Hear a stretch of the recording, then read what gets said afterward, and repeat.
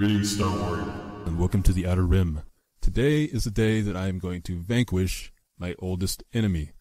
And I have a lot to say, so I'm just going to get straight into this, setting it up, and then breaking it down. So this individual has been trolling me across social media. It started out on YouTube months ago, and now he's following me onto Twitter. I'm going to keep this individual anonymous for this video. I do not intend at all to give him any notoriety.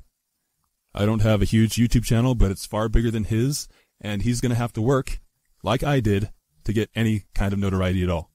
So first I'm going to get into our most recent Twitter interaction, and then I'll start explaining his earlier transgressions on YouTube. So one day I go onto Twitter, which I don't use very often, but here I was on Twitter, and I see this. At Live Hyperspace, I find it disgusting how you praise a franchise that even Lucas stole and would be panned if made today. And he links an article, the title of which is, Was Star Wars Influenced by a French Science Fiction Comic? Now, that word influence is going to be important, so pay attention to that. And he follows that tweet up with a second one. Next time you want to say more shit about the new canon, remember my citations that actually are real and not damage control. I beg to differ, buddy. And so naturally, I respond. I find it disgusting that you've ignored me every time I've debunked your citations on YouTube, but you expect me to pay attention to you here. Get a life.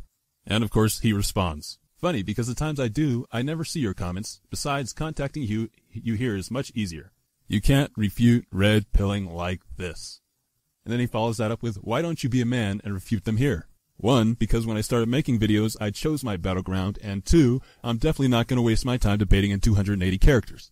You're anonymous in this video, but you know who you are. This video is about you and your fallacious narrative.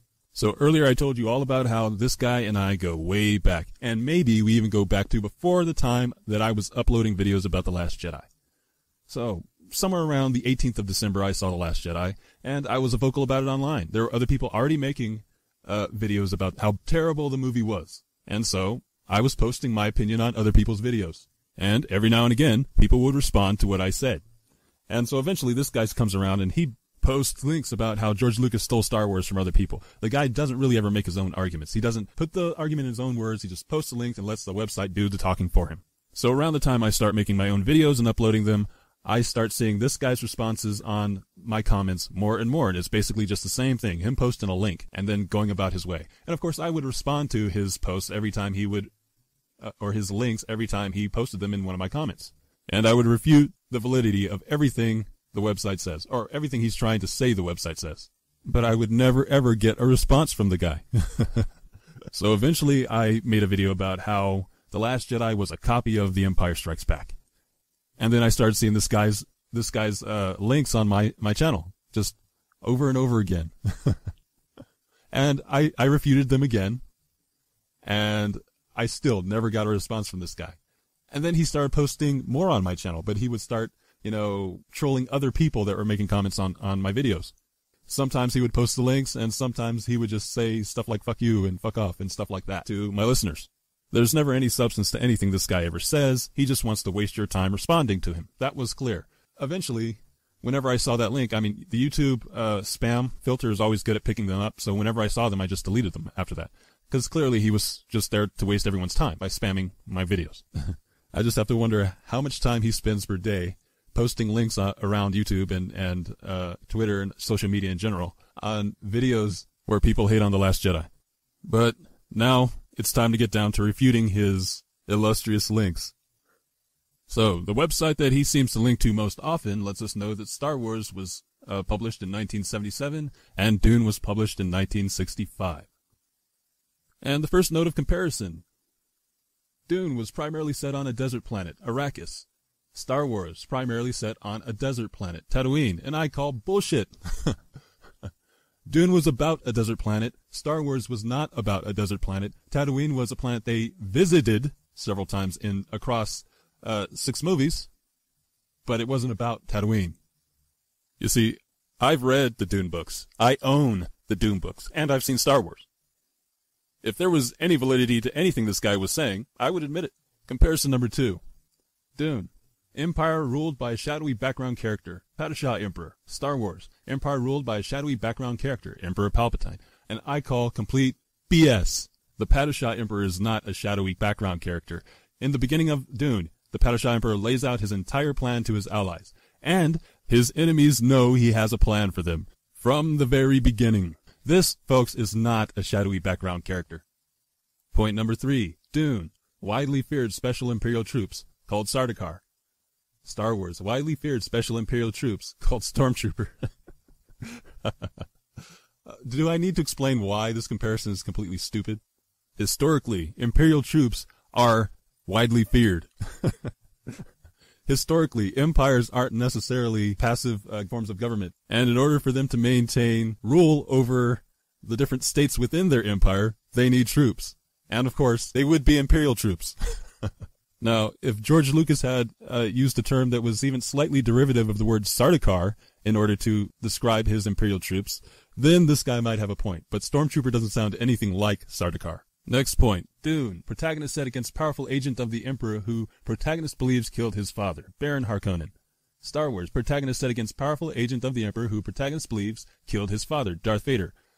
In Dune, the protagonist's father was killed by the agent of the Emperor, and in Star Wars, Darth Vader did not kill Anakin Skywalker. In Dune, Baron Harkonnen and Leto Atreides were set up as enemies before the event happened, and during the course of Paul Atreides' hero's journey, the actions of Vladimir Harkonnen led to the death of Duke Leto Atreides. We all know that Darth Vader actually was Luke Skywalker's father, and therefore the story was about how Darth Vader went evil and then came back. This is a common trope in mythology.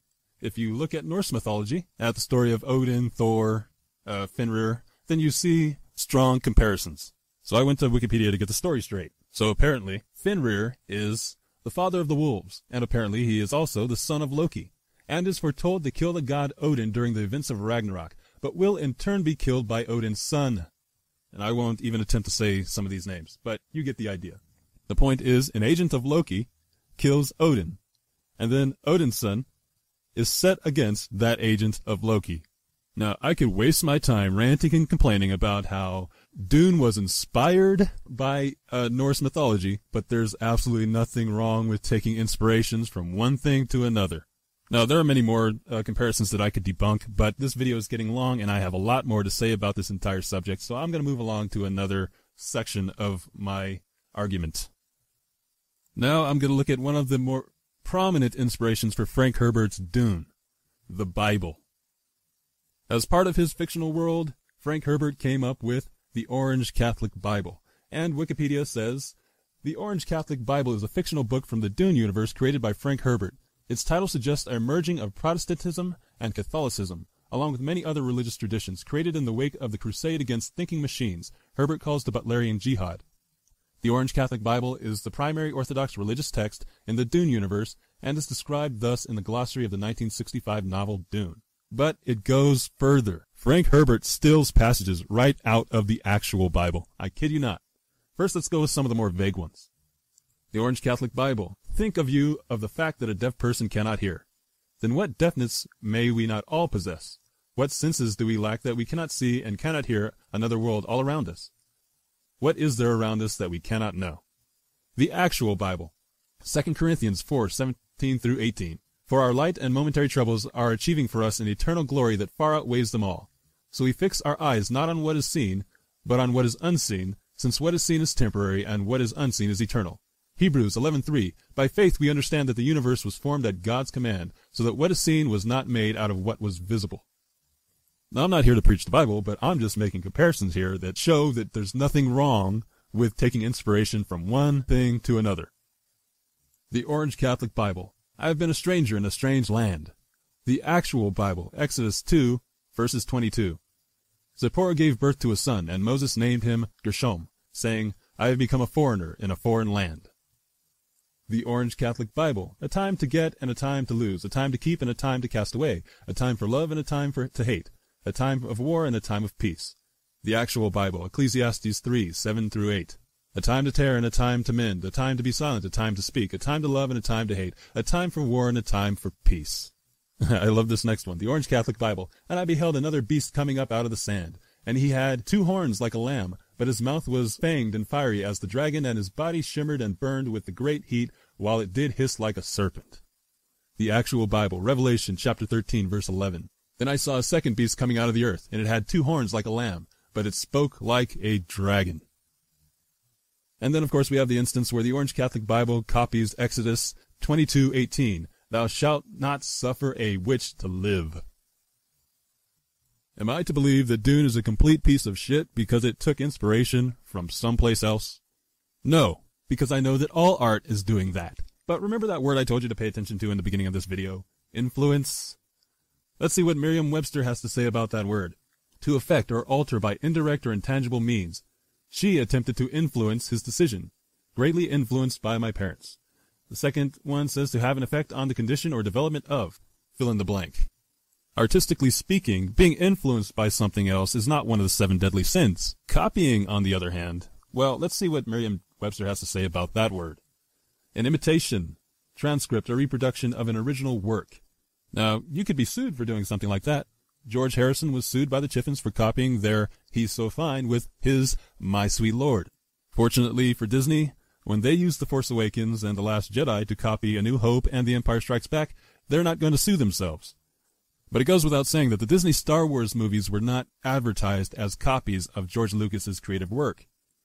So even though the audience cannot sue Disney for this, they can express their displeasure in various ways. If you're writing and directing a Star Wars film in this day and age, and the plot for your movie looks something like this, maybe you should rethink your decisions.